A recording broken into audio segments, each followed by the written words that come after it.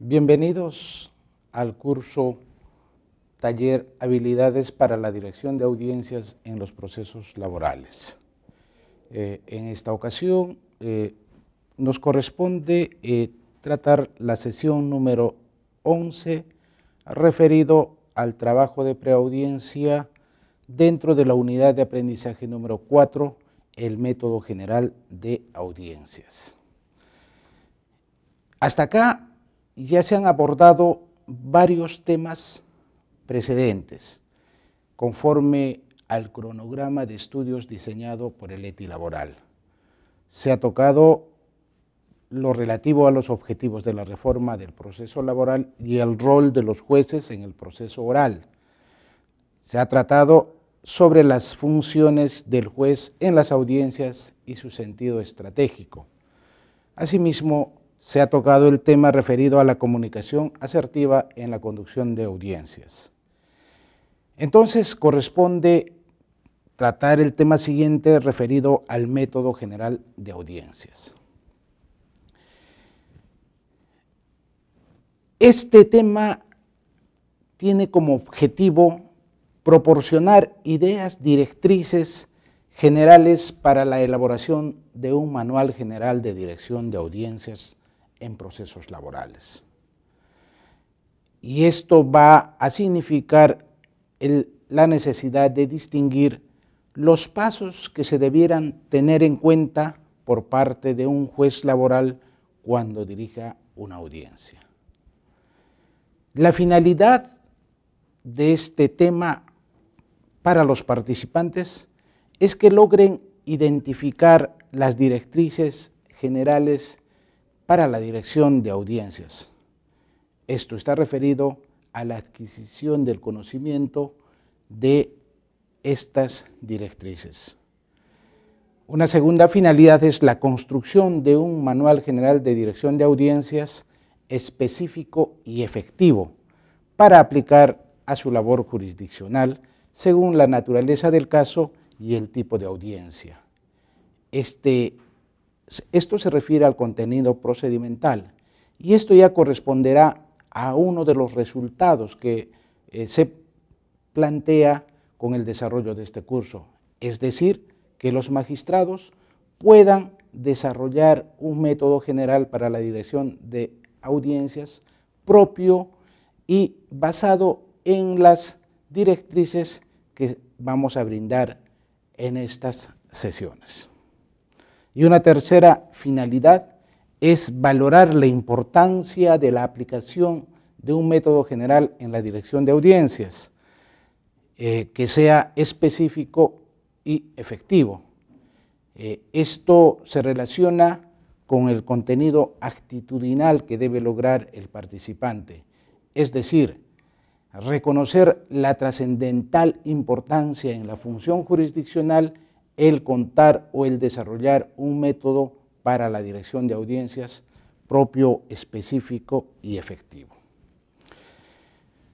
La importancia de este tema es que la construcción de un método brindará eficacia y eficiencia a la labor jurisdiccional.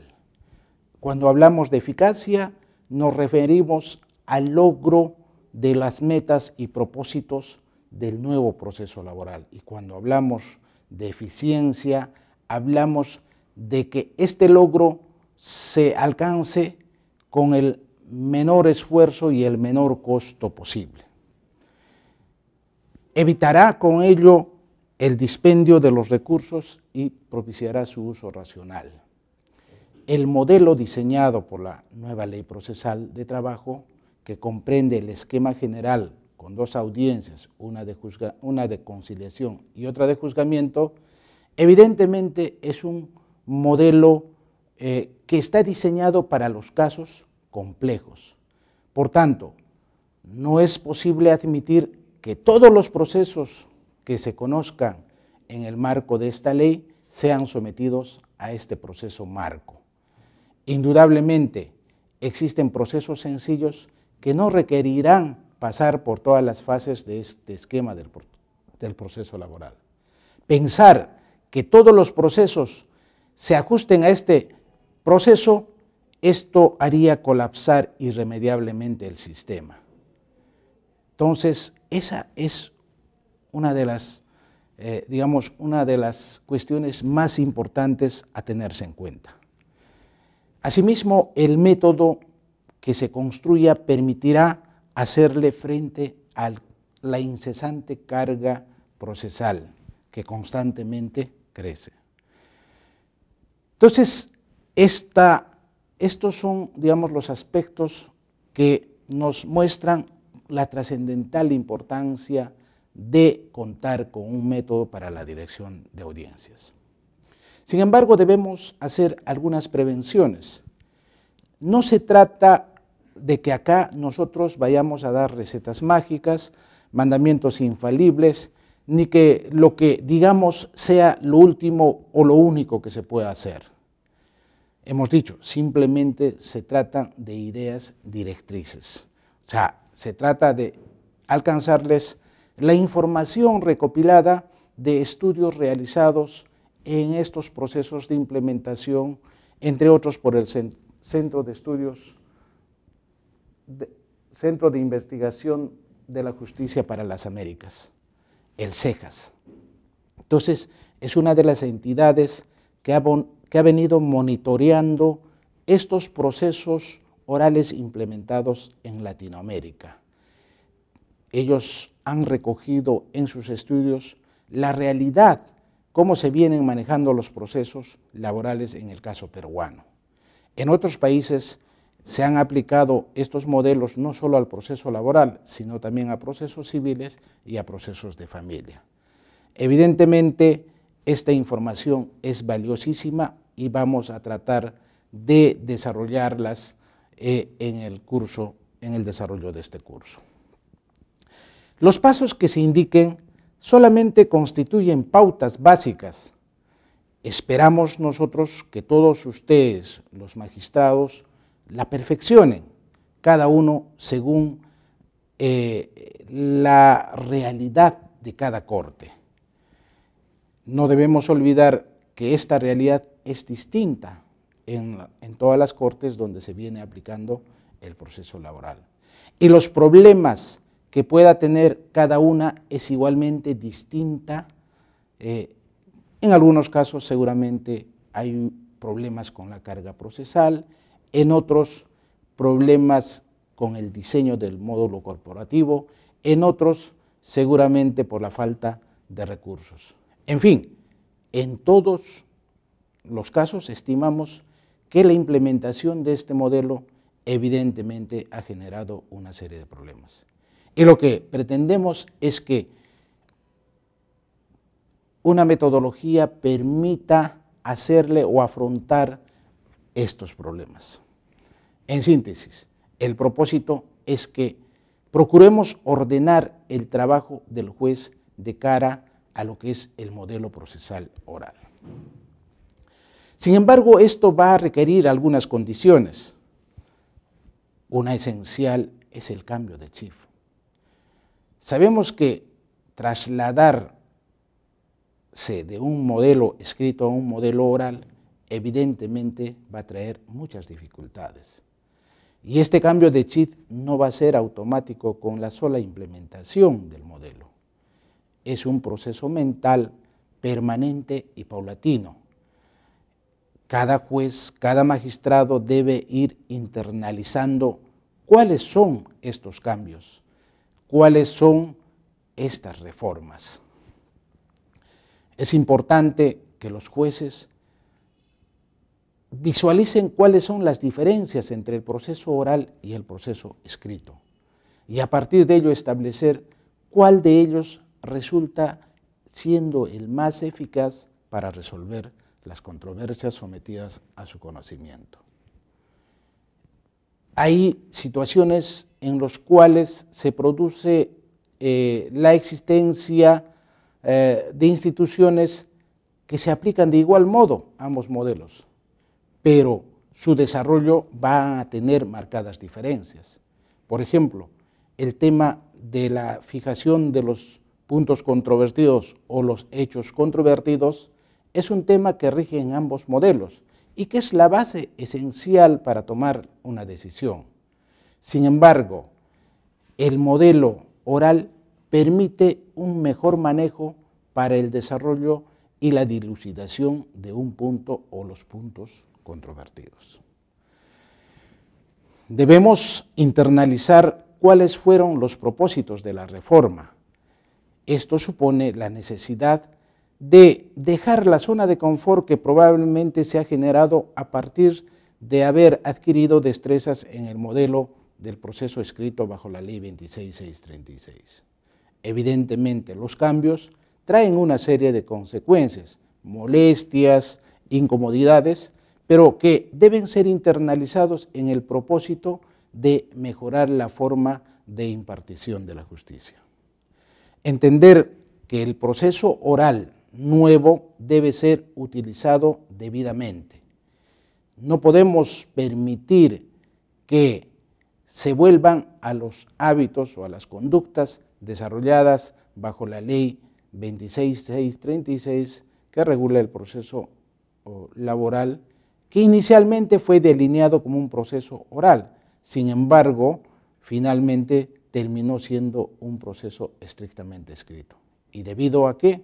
Debido precisamente a los malos hábitos y malas decisiones en el enfoque de este modelo. Esto no debe volver a repetirse en este modelo. Y los jueces no deben trasladar esos hábitos o costumbres del modelo escrito al proceso oral, porque ello significaría una desnaturalización del mismo. Es importante que los jueces aprendan a consensuar, sobre todo si este modelo oral va de la mano con el modelo corporativo laboral en la administración de los procesos. Esto significa que los jueces que anteriormente estaban acostumbrados a un modelo de despacho judicial individual deben desarrollar su labor ahora compartiendo ella con otros magistrados. De manera que esto obliga a consensuar muchas situaciones.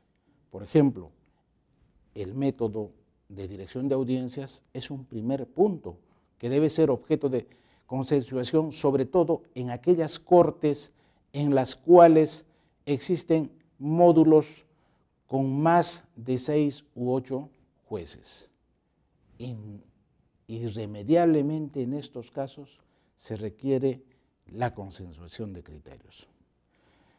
Estos criterios pueden estar referidos a determinar la tipología de casos, a la programación uniforme de audiencias, a la elaboración de fichas de trabajo, a la calificación de demandas y a las disposiciones que pueden dictarse al momento de admitirse una demanda, a dictar determinadas reglas de actuación, prohibiciones, restricciones, el uso de recursos procesales, determinando los apercibimientos y las sanciones pertinentes en caso de inobservancia, fijar tiempos mínimos para las audiencias según el tipo y según su naturaleza y complejidad, fijar tiempos para cada una de las fases, por ejemplo, para la confrontación de posiciones, para los alegatos finales, y controlarlos efectivamente. La autoridad la ejerce haciendo efectivo las disposiciones. No se trata de ser un juez autoritario, sino un juez con firmeza. Aquello que se establezca como regla debe ser cumplido en la audiencia.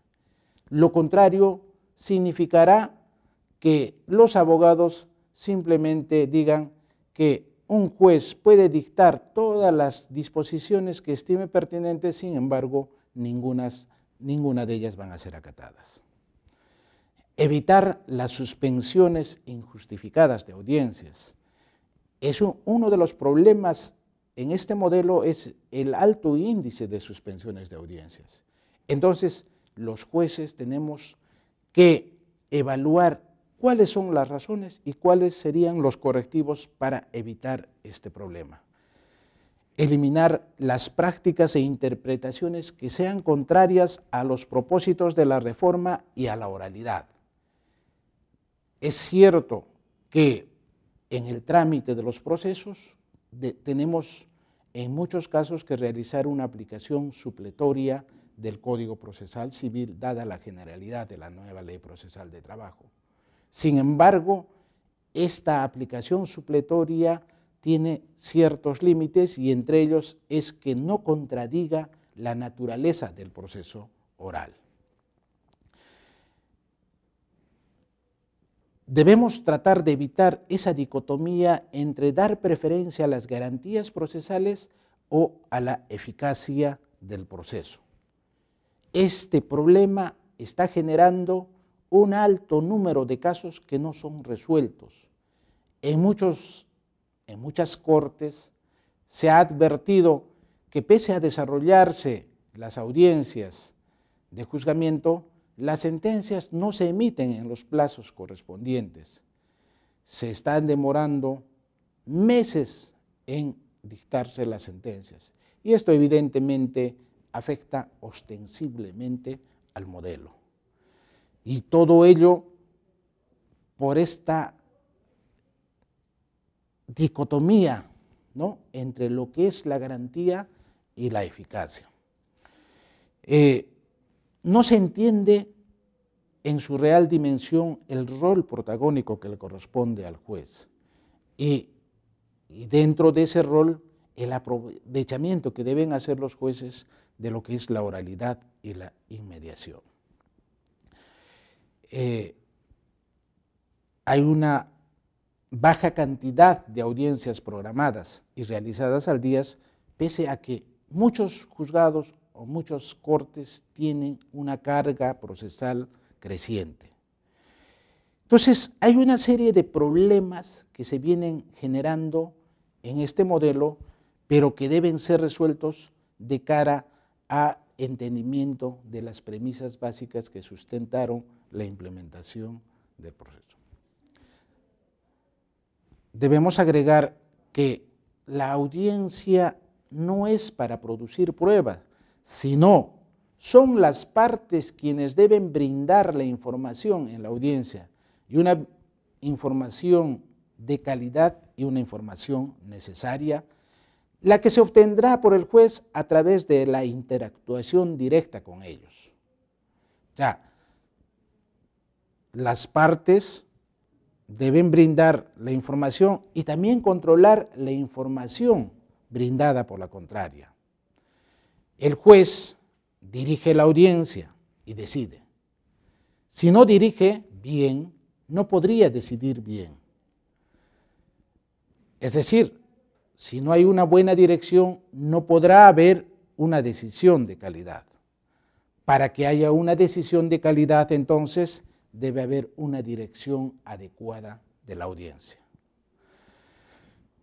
Toda suspensión de audiencia debe establecerse como regla, debe generar responsabilidad en el magistrado, cualquiera sea su condición, sea titular, provisional o supernumerario. Porque al fin todos asumen las mismas responsabilidades al asumir el cargo. No es posible que se haya implementado una mala práctica, sobre todo en los casos en que se producen reemplazos de jueces, en los cuales, si bien desarrollan la audiencia, pero no la concluyen y menos emiten la decisión. Esto impacta severamente en la celeridad de los procesos.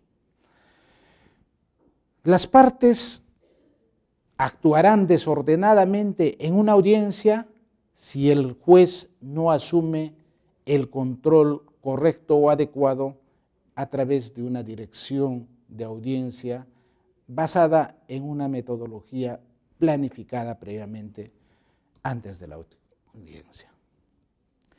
Entonces, esta suerte de situaciones ha motivado el desarrollo de este taller. Y este taller se va a sustentar básicamente en transmitir las experiencias obtenidas a través de estos estudios en el ámbito latinoamericano.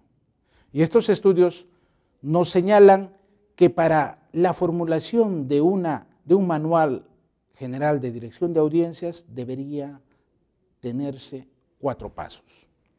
Un trabajo de preaudiencia, la identificación adecuada del conflicto y los puntos controvertidos que requieren el pronunciamiento judicial, la identificación adecuada de la teoría del caso formulada por las partes y la identificación de las técnicas de dirección efectivas y eficientes de las audiencias y la toma de decisiones en la audiencia. Son 4 pasos que estimamos son básicos y esenciales para la construcción de una metodología. Reitero, solo vamos a dar pautas. Cada magistrado de todas las cortes que aplican la nueva ley procesal puede elaborar su propia metodología que básicamente tenga estos pasos. Esto en razón a que la realidad de cada corte es distinta y los problemas también son distintos. Bien, en esta primera parte vamos a hablar sobre el trabajo de preaudiencia, que podemos denominarla la fase de planificación. Y esta fase tiene una importancia porque evitará la improvisación, los errores y la insatisfacción en el desarrollo de la audiencia por parte del juez. Y el propósito esencial es la obtención de información relevante o de calidad. Esta fase plantea algunas interrogantes. ¿En qué consiste el trabajo de preaudiencia? ¿Cuánto tiempo y esfuerzo requiere? ¿Siempre debe ser realizado del mismo modo para todos los casos?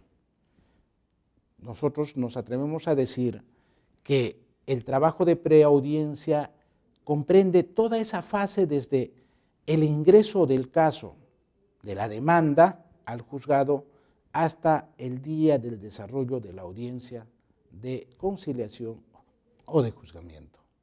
Porque puede darse la posibilidad de que en la conciliación se logre este objetivo o se pueda dar paso a un juzgamiento anticipado. ¿Cuánto tiempo y esfuerzo requiere?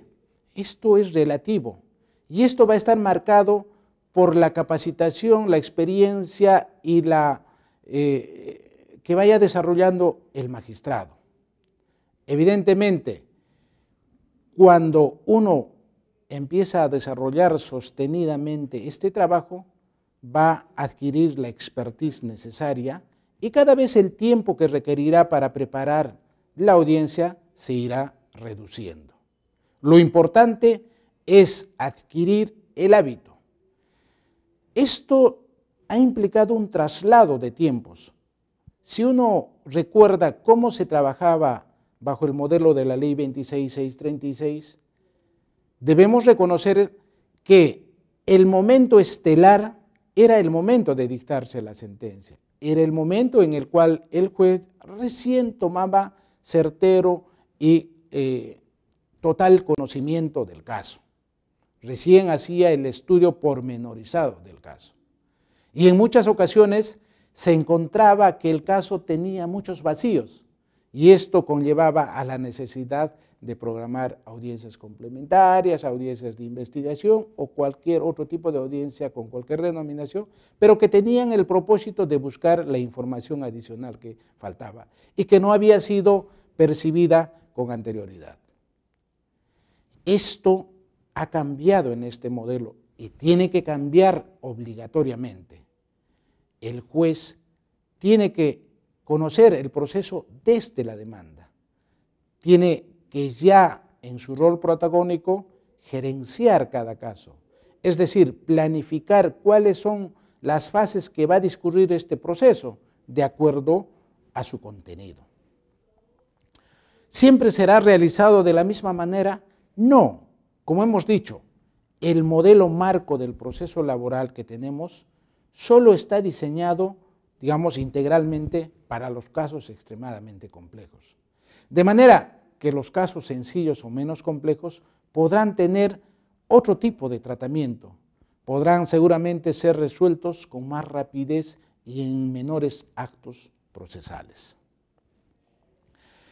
Para desarrollar esta fase del trabajo de preaudiencia, se han propuesto como herramientas 3 fases: la gestión judicial del caso, la dimensión de la agenda y la dimensión del caso.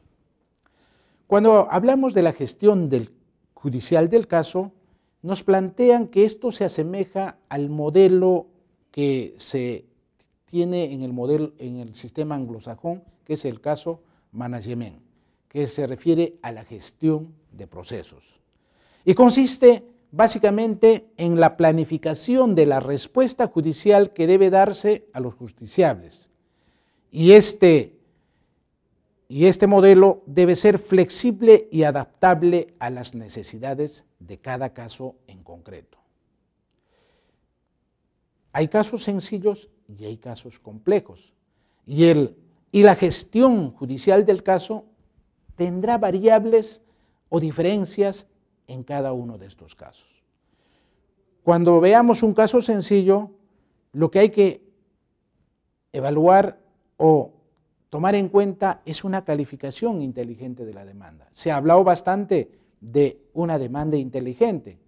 Esto tiene su contrapartida en una calificación inteligente. Esto significa que el magistrado, el juez, con el apoyo del personal jurisdiccional, debe efectuar una rigurosa y debida calificación en aras de lograr que las partes indiquen todos los hechos necesarios para resolver la pretensión que se invoca. La probabilidad de que el caso pueda resolverse por conciliación o juzgamiento. En los casos sencillos, al calificarse la demanda, el juez está en la posibilidad ya de hacer una prognosis de si el caso se va a resolver con conciliación o con juzgamiento anticipado. Es decir, casos sencillos, con pocas pretensiones, con cuantías menores, evidentemente podrán ser resueltas en un juzgamiento anticipado. La práctica nos ha mostrado que hay muchos casos en los cuales es posible ya ir haciendo esta prognosis. Por ejemplo, los procesos contra entidades públicas sobre reconocimiento de vínculo laboral y beneficios sociales. O los casos en los cuales solo se discute la desnaturalización de contratos de locación de servicios o contratos de trabajo modales, más beneficios sociales e indemnización por despido arbitrario. Este tipo de casos, muchos magistrados han considerado que están para pasar a un juzgamiento anticipado. Evidentemente, esto debe ser corroborado y consolidado en la audiencia de conciliación. Evitar el trámite lineal del caso. Cuando tenemos casos sencillos, sería un dispendio de recursos hacer que el caso cumpla todas las fases del esquema del proceso general de la nueva Ley Procesal de Trabajo. El análisis preliminar sobre la información de cada caso. Esto permitirá al juez determinar cuál es la información que va a requerir. Una información específica, una información acotada o una información de difícil obtención o de fácil obtención. Y un tercer punto es que en los casos sencillos debe necesariamente dictarse la decisión inmediatamente concluida la audiencia. Si se hace un juzgamiento anticipado, obligatoriamente debe dictarse el fallo con los fundamentos correspondientes. En los casos excepcionales que debemos precisar, en los casos complejos, perdón, que debemos señalar, son muy excepcionales, igualmente hay que cumplir esos pasos, los pasos que hemos señalado anteriormente, pero además prever las necesidades especiales que requiera el caso. Y estas previsiones se tiene que hacer o debe hacer al momento de dictarse el auto admisorio de demanda. Por ejemplo, disponer cumplimiento de requerimientos de exhibiciones, informes, etc. Advertir que si se promueven incidentes, excepciones, su denegatoria comprenderá la imposición de costos y multas. Advertir que la admisión de los medios probatorios está sujeto a su concurrencia a la audiencia y oralización del ofrecimiento. Este es un tema muy importante que debemos retomar. Se ha llegado a la paradoja de que muchos demandados cumplen con hacer la entrega de su contestación de demanda en la audiencia de conciliación, sin embargo no asisten a la audiencia de juzgamiento. Y la paradoja es que, pese a no asistir, estas partes en muchos casos obtienen sentencias favorables. Consideramos que acá debemos revalorizar lo que es la oralidad. Si bien es cierto, en el escrito de demanda o contestación se hacen los ofrecimientos de las pruebas, la admisión de los mismos se realizará en la audiencia de juzgamiento correspondiente, salvo que se trate de un juzgamiento en el cual no corresponderá esta fase. Y si esto es así, la admisión, si no está la parte para oralizar cuál es el propósito de la prueba ofrecida, y además no está la parte para determinar cuáles son los hechos controvertidos que deben ser materia de probanza, resulta razonable que el juez supla a la parte y tenga que admitir los medios probatorios ofrecidos en el escrito de contestación.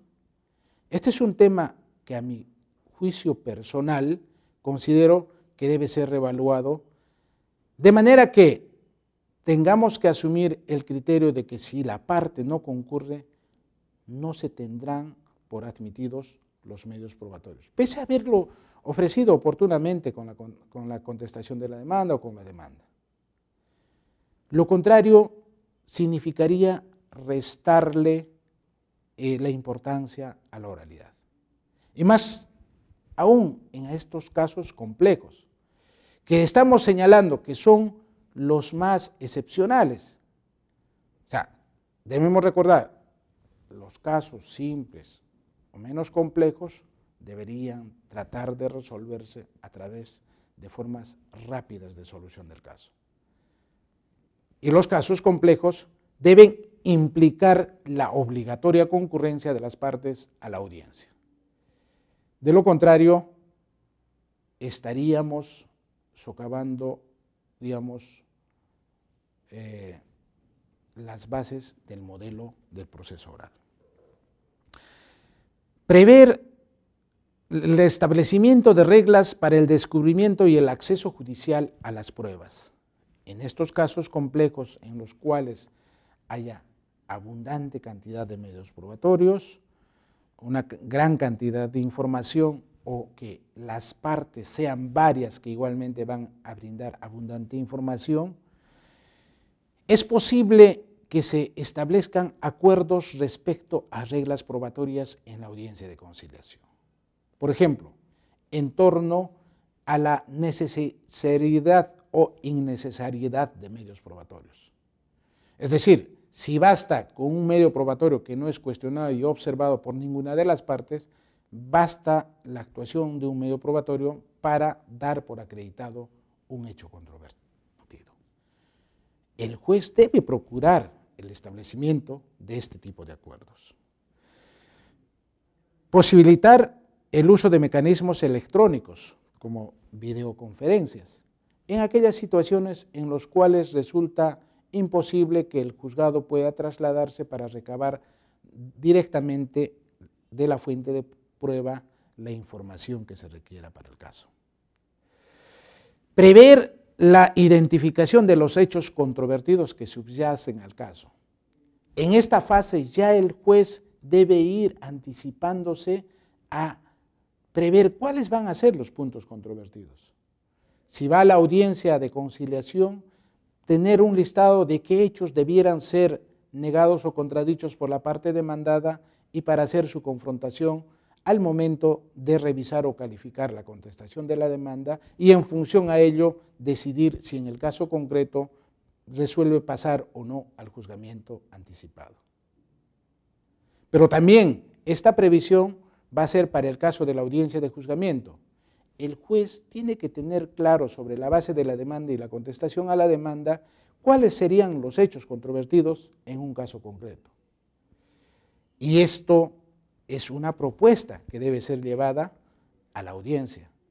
Quienes finalmente determinarán los hechos controvertidos van a ser las partes, desde luego bajo la dirección y con el apoyo del juez. Fijar los plazos perentorios para el cumplimiento de requerimientos y los apercibimientos respectivos. Esto es fundamental, señores magistrados. Muchas veces dictamos requerimientos, dictamos apercibimientos y no las aplicamos. ¿Cuál es el mensaje que se da a los abogados? Los abogados dicen, yo no cumplo y no pasa nada. El juez me puede requerir, me apercibe, pero nunca me impone una sanción. Entonces, optan por no cumplir los requerimientos. Cambiemos esta actitud. Si requerimos una información, fijemos un apercibimiento y apliquemos la sanción, ya sea pecuniaria o la consecuencia jurídica correspondiente en la decisión. Lo importante es que le demos firmeza a nuestra actuación. Pueden en la audiencia de conciliación proponerse el dictado de algunas reglas. Por ejemplo, si la demandada propone de excepciones, establecer que solamente la oralización validarán la proposición de la excepción. De manera que si no concurre a la audiencia, se acuerde con las partes que se tendrá por no deducida la excepción. Igualmente, en torno a los ofrecimientos de medios probatorios, conforme ya lo hemos señalado anteriormente. Advertir a las partes en la conciliación que se aplicarán las presunciones legales y judiciales, se aplicarán las reglas de inversión de la carga de la prueba, así como se aplicará la teoría de la carga dinámica de la prueba si el empleador no aporta las pruebas que tiene en su poder respecto a los hechos controvertidos o a las pretensiones invocadas en el caso. Es decir, hacer la advertencia a las partes cuáles son sus responsabilidades y obligaciones. Entonces, si se hace estos apercibimientos, el juez tiene el camino allanado para dictar la decisión correspondiente. Finalmente, si es que no lograra obtener la información de calidad y relevante necesaria, podrá aplicar estas presunciones, estas consecuencias jurídicas pactadas anteladamente. Un ejemplo, cuando se discuten utilidades, usualmente el demandante ofrece la exhibición de las declaraciones juradas de impuesto a la renta. Sin embargo, no es suficiente para resolver la controversia. En la audiencia de conciliación puede establecerse que las partes involucradas en el caso deberán aportar al proceso todos los medios probatorios necesarios para resolver las pretensiones o los hechos controvertidos. Entonces, el demandado empleador se verá constreñido a tener que alcanzar la información necesaria para el cálculo de las utilidades. De manera que si se declara el derecho al goce de las utilidades, si no hay esa información, el juez tendrá que aplicar los apercibimientos dictados y seguramente tendrá que amparar la demanda en base a los montos señalados o cuantificados en la demanda. La demandada no podrá alegar posteriormente que se está afectando su derecho, porque ya se ha establecido esa regla previamente en la audiencia de juzgamiento. En muchos casos, los demandados presentan recién en segunda instancia o con el recurso de apelación la documentación para demostrar que la distribución de utilidades arroja un resultado distinto teniendo en cuenta el número de días laborados por el demandante y todos los trabajadores y el monto de las remuneraciones percibidas por el demandante y todos los trabajadores. Esto debió hacerlo en la audiencia de juzgamiento. ¿Cuál ha sido la conducta de esta parte? Entonces, ¿está bien aplicada la consecuencia jurídica? Esto es lo que va a fortalecer la oralidad. Prever los tiempos que requerirán para la emisión de la decisión. Es importante este elemento. No podemos dejar de cumplir los plazos previstos en la ley. Esto deslegitima nuestra labor. Indudablemente, es cierto, hay una enorme carga procesal. En muchos casos es materialmente imposible que pueda emitirse una sentencia en el plazo. Sin embargo, este problema tiene diversas connotaciones en las cortes que aplican la nueva ley procesal de trabajo. En las cortes con una sobrecarga tal que no permite la emisión de la decisión en los plazos mínimos, se hace más necesario el internalizar de las ventajas de la oralidad. ¿Por qué? Porque en muchos casos la demora de la decisión tiene su correlato en el hecho de que el juez no logró esclarecer debidamente los hechos. No logró obtener la información valiosa, la información de calidad que le permita resolver la controversia.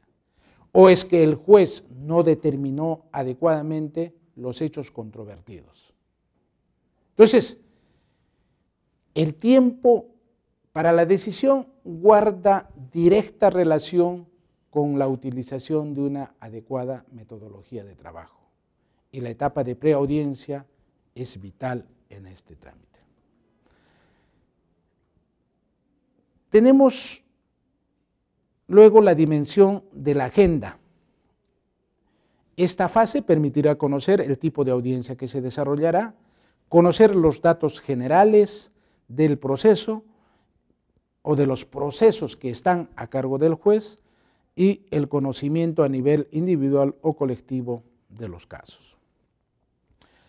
Esta dimensión nos servirá para programar las audiencias con razonabilidad y proporcionalidad según la carga del juzgado y el tiempo de uso de la sala que tenga cada juzgado.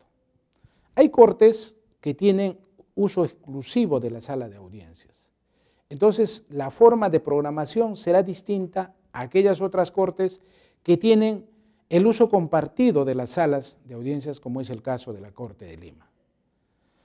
En el caso de la Corte de Lima, los jueces, las salas es compartida por 2 jueces, de manera que el uso de la sala para cada juez en términos de días en el mes es solo de 11 días hábiles. Entonces, es en esos 11 días que tiene que efectuar la programación de sus audiencias. Debemos procurar que exista, ¿no?, una programación uniforme. En Lima existen 24 juzgados y los 24 juzgados debieran efectuar una programación uniforme. Y esta programación deberá combinar, ¿no?, los tipos de audiencia. La audiencia de conciliación, la audiencia de juzgamiento, una audiencia única y la audiencia de vista de la causa. Y esta razonabilidad y proporcionalidad debe implicar pues que el juez tampoco haga una programación que no pueda cumplirla, una programación razonable que finalmente pueda holgadamente desarrollar su labor y emitir la decisión en los tiempos oportunos. Lo importante es que se dosifique la programación. Si programamos una audiencia de conciliación y más adelante tiene que programarse una audiencia de juzgamiento, evidentemente tiene que haber una relación temporal, ¿no?, de secuencia en esta programación. De manera que todas las audiencias de conciliación realizadas en un día probablemente serán programadas para el mismo día las audiencias de juzgamiento, según el calendario. Entonces, lo que hay que cuidar es eso, que los justiciables mantengan un orden en el ingreso y en la realización de sus audiencias. Debe evitarse las suspensiones de audiencias y en esta fase de la dimensión de agenda permitirá ello, precisamente controlar con el apoyo del personal administrativo que las notificaciones se hayan cumplido oportunamente, que los requerimientos se hayan cumplido y tener en cuenta qué peticiones deben ser resueltas en la audiencia correspondiente. Esta información debe ser alcanzada al juez anteladamente con el tiempo suficiente para que el juez pueda verificar antes de la audiencia. Se sugiere elaborar una ficha que contenga los datos generales referidos al expediente, partes, materia y demás antecedentes que hemos mencionado. Acá es importante también referir la asignación de tiempos que debe darse para las audiencias. Es el juez que va a pautear el tiempo que debe asignarse. Y esto se va a dar, por ejemplo, para la audiencia de conciliación en función al contenido de la demanda. Para la audiencia de juzgamiento o la audiencia única, igual se va a asignar el tiempo en función a la demanda y la contestación a la demanda. Y en el caso de las audiencias de vista de la causa, se asignará igualmente en función a las pretensiones invocadas en el recurso de apelación. El juez puede establecer tiempos distintos para cada audiencia. Seguramente para los casos extremadamente complejos se asignarán tiempos mayores a 1 hora, puede ser 2 horas o hasta 3 horas, dependiendo de la complejidad, el número de partes, el número de pretensiones invocadas, la cantidad de pruebas orales que deban actuarse. Y la dimensión del caso, que es la tercera herramienta que nos brinda, permite la revisión del caso en concreto. Y esto permitirá apreciar precisamente cuál es la complejidad o la sencillez de cada caso y en función a ello cuál va a ser la tarea de preparación en concreto. Pero esta preparación ya en esta fase se va a vincular a 2 temas. En torno a los hechos, porque el juez tendrá que conocer cuáles son las pretensiones del demandante y del demandado, cuáles son los fundamentos principales invocados por ambos, cuáles son las pruebas y si es plausible sus pretensiones, es decir, si podrá ser amparable las pretensiones que formulan. ¿Cuáles son las debilidades que tienen las partes en torno a sus pruebas? Evaluar si el caso puede ser conciliado o puede pasar a un juzgamiento anticipado. Ver qué hechos va a requerir el juez para resolver las excepciones o defensas previas que se hayan propuesto en el caso. ¿Cuáles son los hechos controvertidos para resolver la cuestión de fondo? Entonces, en esta fase ya en concreto, el juez ya tiene casi ya concluido este trabajo de preaudiencia, puesto que ellos van a ser desarrollados en la audiencia correspondiente. En torno al derecho, debe evaluar si se trata de temas habituales o reiterados, o se trata de temas nuevos o poco habituales. Seguramente frente a temas nuevos o poco habituales requerirá una mayor dedicación, una mayor evaluación, premunirse de la normativa correspondiente, de la doctrina o la jurisprudencia. Si se trata de temas en los cuales hay diversidad de criterios jurisdiccionales o doctrinales, igualmente el juez tendrá que hacer este trabajo previo. Si se trata de varios temas contenidos en un caso en concreto, igualmente requerirá un trabajo a mayor detalle en cada caso. Entonces, en estos casos se recomienda que el juez ya debe estar premunido de la normativa correspondiente, aplicable a todas las pretensiones que se han invocado. Imaginemos, puede surgir una demanda de actos de hostilidad por hostigamiento sexual. Es una temática que usualmente no se trabaja ¿no? en los procesos, pero ocurre. Entonces, esto va a ameritar la necesidad de recopilar la información normativa pertinente a esta situación. ¿Cuál es la doctrina que desarrolla los temas en controversia y la jurisprudencia? Es importante para ya ir delineando la decisión inmediata que debe dictarse. Entonces, estas tres herramientas permitirán al juez elaborar este trabajo de preaudiencia de cara al desarrollo de la audiencia de juzgamiento. Muchas gracias.